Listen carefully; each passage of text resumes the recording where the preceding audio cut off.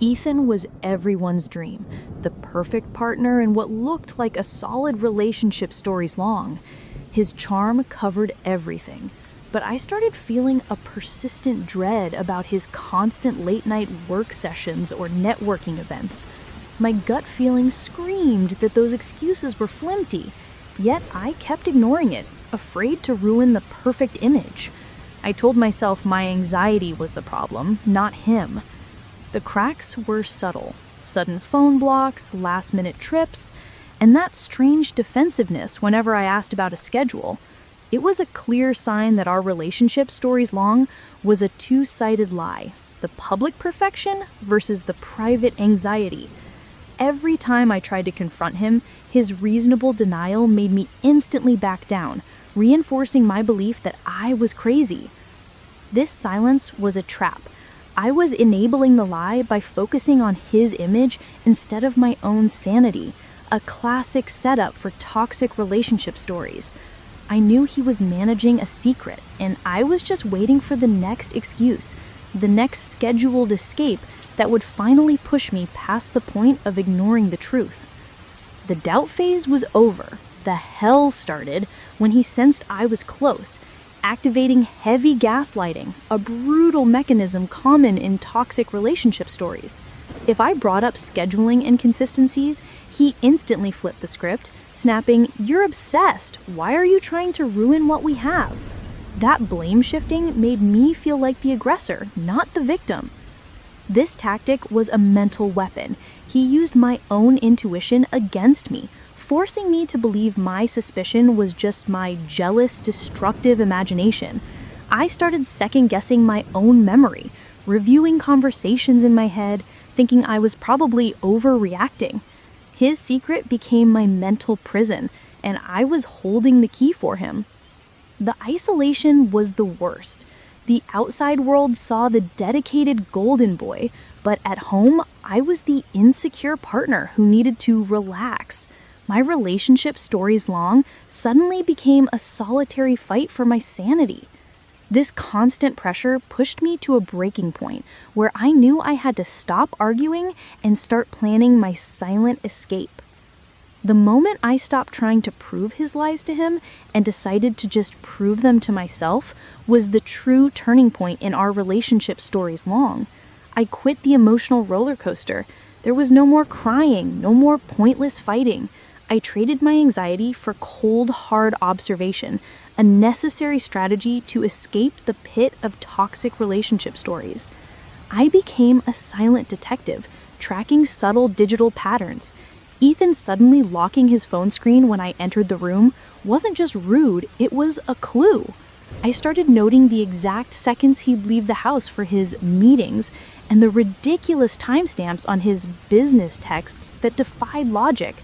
This wasn't about drama, it was about gathering evidence that couldn't be argued away by his manipulation. For example, I noticed he frequently used one specific inconspicuous app that wasn't a banking or work tool, always hidden in a back folder. I realized I needed to stop focusing on his words and start focusing on his actions, or more specifically, his digital fingerprints. This silent, objective search was leading me directly to the evidence of his secret life. I knew that hidden app was the key, and one night, while he was working late, I found the opening I needed. The truth wasn't a wife overseas, it was something totally different. The hidden app wasn't for business, it was a dating platform, specifically for men. That single discovery shattered the entire reality of our relationship stories long. Suddenly, everything clicked. The late-night conferences, the need for alone time, the intense defensiveness. Ethan wasn't just cheating, he was living a deeply hidden life, actively arranging secret meetups with other men, making our relationship one of the most deceitful toxic relationship stories.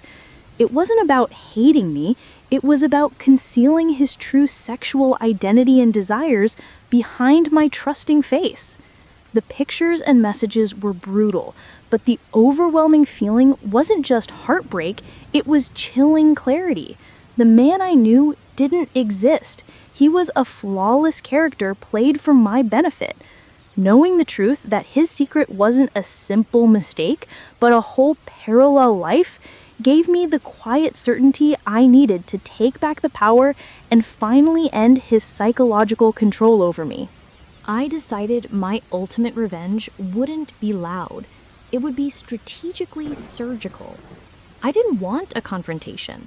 I wanted to dismantle his control quietly, making his seemingly perfect relationship stories long implode from the inside.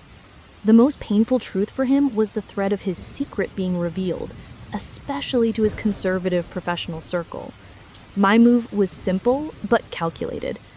I created an anonymous, brief post on a public forum known to his industry peers, referencing specific, non-public details of his frequent out-of-town activities, subtly hinting at the secret dating apps. I didn't name him, but I provided just enough unique detail that he and anyone close to him would immediately recognize the reference. Trust me, that feeling of holding all the cards was intoxicating. The beauty of this subtle move was the immediate shift in power. He suddenly became nervous, constantly checking his phone, terrified that his carefully constructed life was unraveling. I had broken his psychological grip without saying a word to him directly, proving that my quiet knowledge was more destructive than any yelling match. My only goal now was the final exit from this awful sequence of toxic relationship stories. The biggest step wasn't exposing him. It was the decision to step away from the drama I'd initiated. I realized continuing to watch his panic was just keeping me trapped in the shadow of this devastating toxic relationship stories. I had the truth, and I used that power to simply walk away, claiming back my own autonomy. Accepting the truth that the man I loved was fundamentally living a lie was painful, no doubt, but it was also liberating. I stopped focusing on his betrayal and started focusing on my own recovery, realizing that my relationship stories long needed to start over, but this time with myself as the priority. This moment was about radical self-forgiveness for ignoring my gut feeling. The ultimate freedom came from the certainty that my intuition had saved me. It was the only voice I truly needed to trust, not the charming lies of a man desperate to maintain his facade. I walked out of that apartment knowing I wasn't just ending a relationship, I was ending the cycle of self-doubt and finally starting my real life, free from all toxic relationship stories. Wow, we've covered some serious ground, moving from initial doubt and intense gaslighting to quiet investigation and ultimate liberation. You now have the blueprint to dismantle even the most complex of toxic relationship stories. But knowing the steps isn't enough. You have to apply them. Now ask yourself these tough questions. What subtle lie are you currently accepting just to maintain the peace? Are you using your energy to fight a manipulator or to silently gather the data that will set you free? What is the true cost of ignoring that screaming gut feeling for just one more week? This knowledge is your power, your silent code, and the time for action is right now. Don't let your story be defined by someone else's deception. Take that first step today, even if it's just quietly checking the timestamps or writing down a discrepancy. If this raw, honest deep dive helped you realize you deserve a real relationship stories long, one built on truth, then do us a favor. Subscribe to the channel and hit that notification bell so you don't miss our next video on rebuilding trust after betrayal. And share your biggest takeaway in the comments below.